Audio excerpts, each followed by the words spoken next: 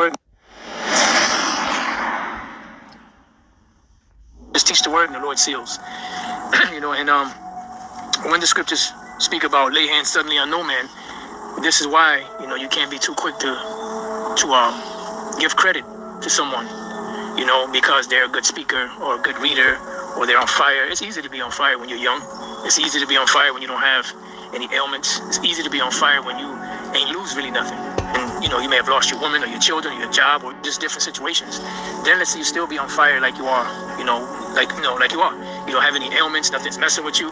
But when all that stuff comes upon you and you can still perform in the spirit and power of Yahweh Hashem Yahushai, then, you can give an individual like that, you can give them some kind of credit. But let every man prove his own work, and then shall he have rejoicing in himself alone, and not in another. Examine me, O Lord, and prove me. Try my reins and my heart. All right, shalom, shalom. I'd like to start off first and foremost by giving all praise, glory, and honor to Yahweh, Bahashem, Yahweh Shai, Bahashem, Ruach HaKodesh. Double honors to our elders and the apostles of Great Millstone who rule and teach well.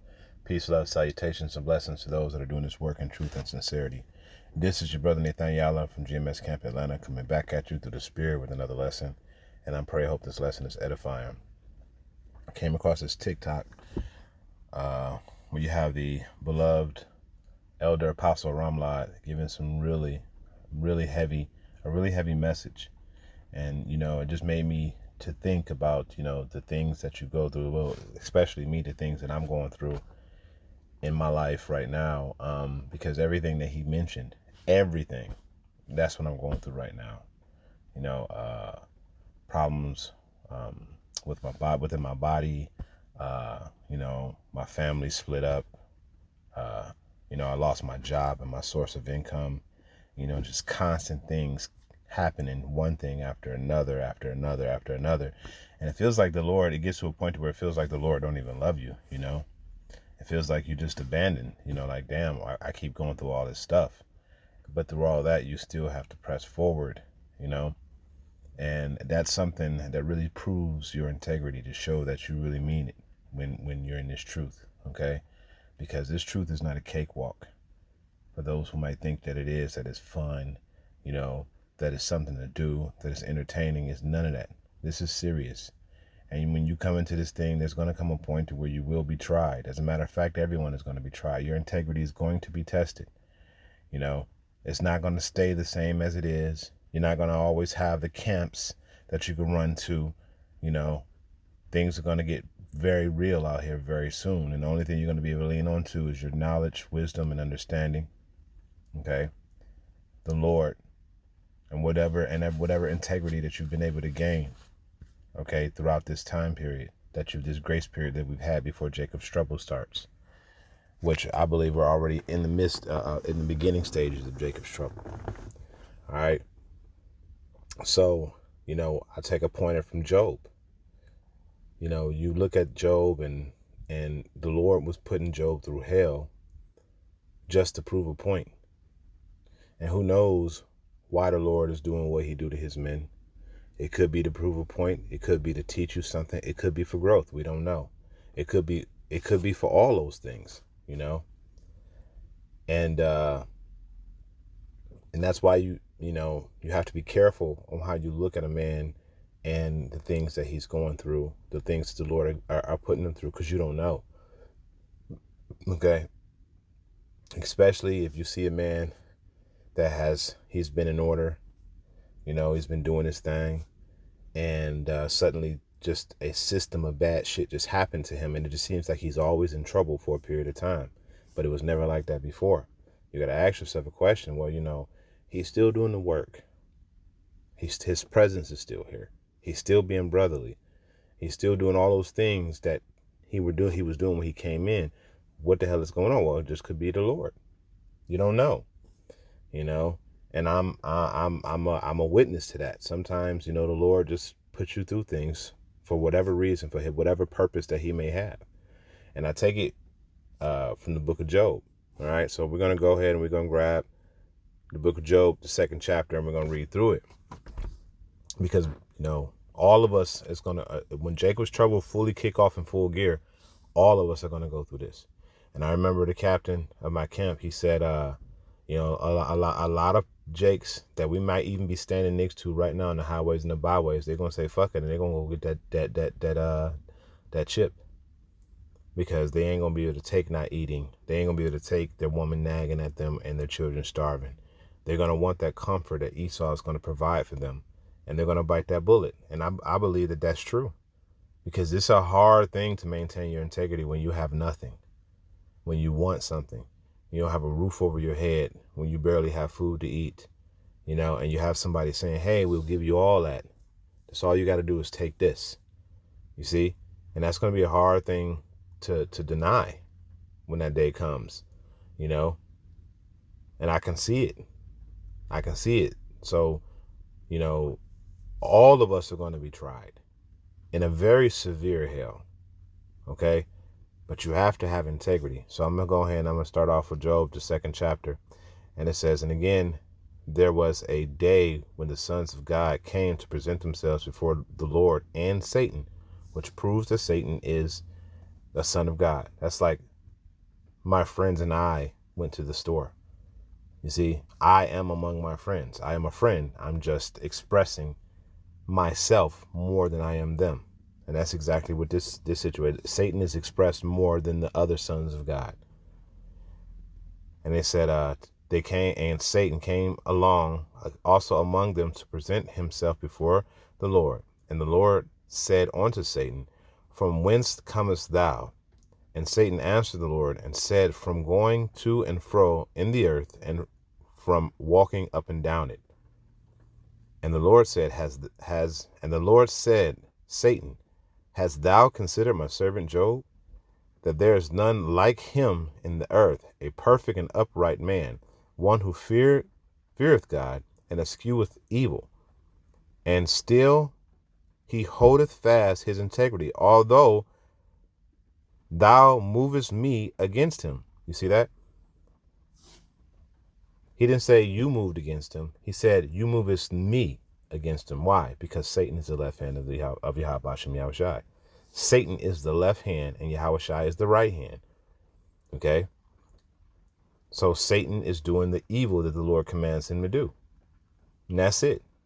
That's not hard. It's clear right there. It's not hard to understand. Okay? But that's glossed over when Satan is mentioned. The Lord clearly said, thou movest me against him. He didn't say, Satan, you're moved against him. He said, thou movest me against him. Because Satan is doing what the Lord commanded him to do. Okay? And it says, although thou movest me against him to destroy him without cause. You see that? So the Lord will fuck you up, and pardon my French, without a reason.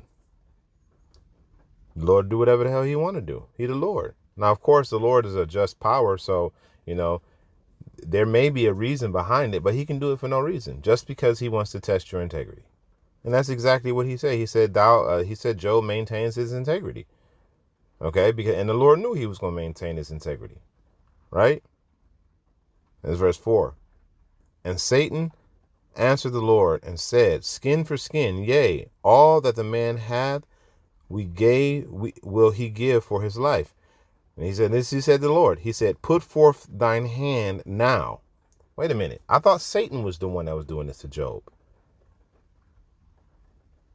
He said, put forth thine hand. What hand? Satan is his left hand. Literally, that's the left hand. That's the left-hand side. Satan is going to handle the work on the left-hand side to do the evil work. You know, because the Lord is a balanced power. He creates the evil and he creates the good. He kills and he heals and he makes alive. He wounds, he heals, he kills and he makes alive. The Lord does all that stuff. Okay, just because he had created angels, messengers to do it, it doesn't mean it's like the king saying, hey, go kill them, go kill them, go take them, go take them. Well, even though you got generals of armies is going to go do it, the king is taking the credit because it was the king under the king's order. All right. It says, and then this is what the Lord said. It says, put forth thine hand now and touch his bone and his flesh, and he will curse thee to thy face. Right? Put me on him. I bet you he curse you, Lord, if you put me on him. And the Lord said unto Satan, behold, he is in thine hand, but save his life. Right. So you see the duality there. You see the duality, how Satan said, put forth thine hand upon him. And the Lord said to Satan, okay, stretch out he said to Satan, stretch out your hand toward him, will save his life. Satan is literally calling himself the hand of God. He's literally saying, put forth thine hand. I'm your hand. Put me on him. And the Lord said, okay, go ahead and do what you need to do. All right.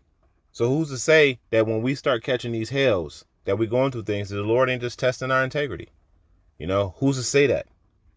We don't know what we've done. I mean, we can repent, say, Lord, whatever I've been doing, I'm sorry. You know, you can prostrate yourself for the Lord, just like Job did. Pour ashes on him, rip your clothes. Did the Lord relent? Did the Lord take his thumb off of Job? When did he take his thumb off of Job? When this point was proven. That's when the Lord took his thumb off of Job. And then you know, of course, you had some people in there that came about talking about how, you know, you must have did this, you must have did that. You know, just like you may have people around you that say you may have done this, you may have done that, you may need to repent for this, you may need to repent for that. And the brother like, well, I ain't do nothing. I can't think of anything that I've done wrong. You just catching it. It's just the nature of the truth, man. You gonna catch it. It's gonna be a point. The longer you stay in this thing, the more integrity you have, you're gonna catch it. It's gonna come a point, you're gonna get it. None of us are exempt from that. There's no exception to that rule. You're gonna get it. Because you have to be tried. It has to be a record of you being tried and you succeeding through that trial. Okay? And you have some men, and we're gonna get it, that fall off because they can't get through the trial. The trial is too much for them. So they fall out. So let me continue on. Verse 7 says, so went Satan forth from the presence of the Lord and smote Job with sore boils from the sole of his foot unto his crown. And he took him and a potshare to scrape. So he took a big ass pot and started scraping the skin, because I've been in this situation where you have an itch and your nails just don't get deep enough. So you got to grab like a fork or a piece of metal or something like that to really get in deep. And sometimes you even break the skin just to satisfy that itch. I've been in situations like that. Okay. It says, and he took him a potshare to scrape himself withal, and he sat down among the ashes. Then said his wife unto him, doest thou still retain thine integrity? Curse God and die. See, she thought that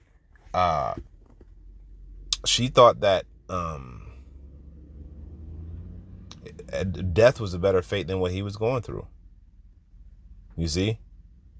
She thought that death was a better fate. And, you know, even Job would say, hey, man, early on, he said, why was I even born? Like, if I'm going to go through this hell, I should have just not even been born. Why couldn't I have just died at the womb? Because then I'll be at peace. You know? And that's sometimes what you think when you're thinking this truth and you're going through something like, man, why was I even born? Like, just, it'd have been better for me not to even be here. You know? If I got to constantly go through that. And we know that on this side, we're going to suffer on this side, man. But just because we're supposed to suffer don't mean we want to suffer. You know? You got to endure this hardness like a good soldier. But that's the thing. Endurance. You have to endure it. You don't want to endure it. You don't say, come on, give me the hardness. Who wants to say that? Come on, give me the hardness. No, you're supposed to endure it. It's going to come because you're going to get tried. That's why the scriptures say, you know, my son, if you come to the Lord, prepare that heart for temptation, roughly paraphrasing. You're going to be tried. This shit is not a cakewalk. And the longer you stay in this stuff, the more the Lord is going to test you. And if you ain't been tested, you will be. Okay? Verse 10, it says, but he said unto her, thou speakest as one of the foolish women speaketh. What shall we receive good at the hand of Yahweh, and shall not receive evil? In all this did not Job sin with his lips. All right. Now here it is. Now when Job's 3 friends heard of all this evil that was upon him, they came everyone from his own place Eliphaz the Temanite, and Bildad the Shunite, and Zophar the Naamathite, for they had made an appointment together to come and mourn with him to comfort him. And when they lifted their eyes afar and knew him not, like this nigga, he was so through that they didn't even recognize him. Like, man, hold up, are you Job?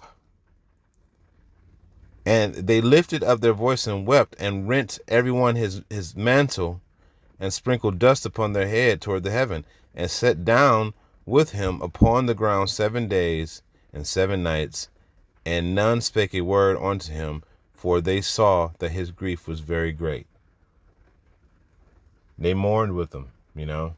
They sat down, and they was like, damn, man, Job going through it.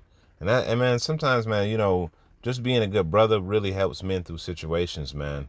You know, like sometimes the man really ain't got no power to change his situation. He just got to wait on the Lord to make a move, you know. And for me, I'm thankful, you know, the Lord, I still get fed every day. You know, I'm still able to clean my body every day and shower. You know, my clothes are clean, and all this stuff is miracles to me. Like, how is it that you have nothing, but yet you still have something? You know, how is it that you have nothing, but you still have something? You know, you're still getting to where you need to go. You're still eating. Like I said, I'm not walking around in rags. My clothes ain't stinking. You know, I have somebody, you know, to do all these things for me still. And the Lord is showing that he's still dealing. It's just that he may want you to be in a certain position for a time, for whatever reason. Even though I believe, you know, through prayer, the Lord, you know, let me know why these things may be happening. So, you know, you just got to suffer through it and deal with it, because you have to be built up in a certain manner for a certain purpose, you know. But just wanted to bring out that point about Job. Sometimes evil happens to you, and it's just to prove you, man.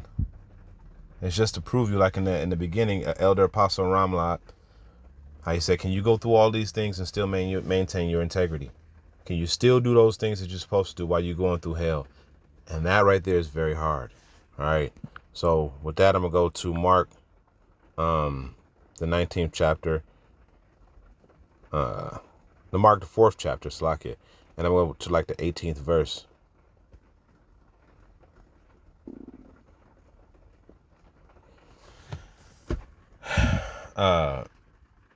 Well, let's go up a little bit. And just start at verse 13. This is the parable of the seed sower, and it says, the sower of the word, and these, verse 14, the sower of the word, and these are they by the wayside, where the word was sown. But when they heard it, Satan cometh immediately and taketh away the word that was sown in their hearts. So, you know, people walking past us on the highways and the byways, you know, they hear it. They know that we talking something well. They know they should listen, but, you know, they don't care. Satan taking it away from them, and they just keep on moving. Okay. And these are likewise which are sown on stony ground, who when they heard the word immediately receive it with gladness, and have no root in themselves, and so endure for a time, and afterward, when affliction or persecution arises for the word's sake, immediately they are offended. And these are your fallouts, those who disagree with the doctrine, you know, turn about and go do their own thing, and eventually they're just not doing the work no more, you know, and they just become a completely different person. And they, all that time that they put into the work, they just, you know, it's just gone. All right.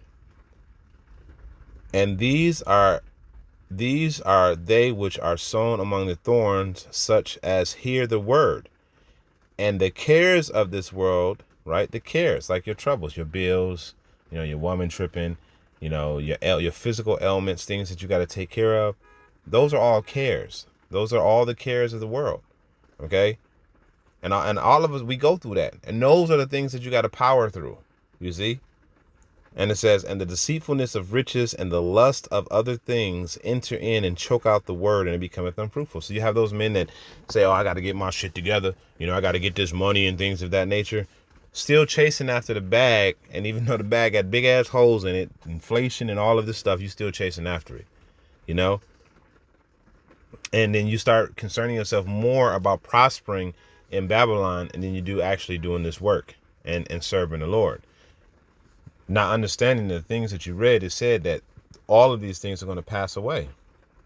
So if they're all going to pass away and these things are going to go, this all vanity. It's all vanity. So what you should be focused on? You should be focused on those things that are eternal, okay, which are in the heavens. This is verse 20. And these which are sown on good ground, such as hear the word, receive it, and bring it forth fruit, some 30-fold, some 60-fold, and some 100. Okay, you got some that get a lot of fruit, some get a little, and some get a medium amount of fruit, but they all bring forth fruit. You see? Okay. So, you know, your trial is to prove which category in the seed source parable that you fit in. Are you the one that that Satan came and took the word from? You just walked, you're a passerby? Are you one that received the word and the cares of the world and riches and deceitfulness choked the world out of you? Are you one that fell on the good ground and sprouted up and you bring forth fruit? Okay. Now think about this. In order for a seed to punch through the ground, it gotta go through something. It has to be some type of stress put on the seed to force it to punch through the ground in order to bring forth a bud and grow into a tree and then bring forth fruit. And that's what we have to do. We have to press through all of these obstacles to bring forth fruit. All right. So I'm going to grab another precept and we're going to close on this one. I'm going to go to Romans, the 8th chapter.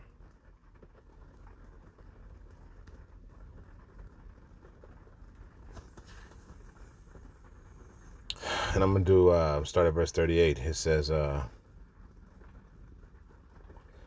says, for I am persuaded, you have to be fully persuaded, that neither death nor life, nor angels, nor principalities, nor powers, nor things present, nor things to come, nor height, nor depth, nor any creature shall be able to separate us from the love of Yahweh Hashem Yahushai, which is in Yahweh, which is in Yahweh Shak, our Lord. You see?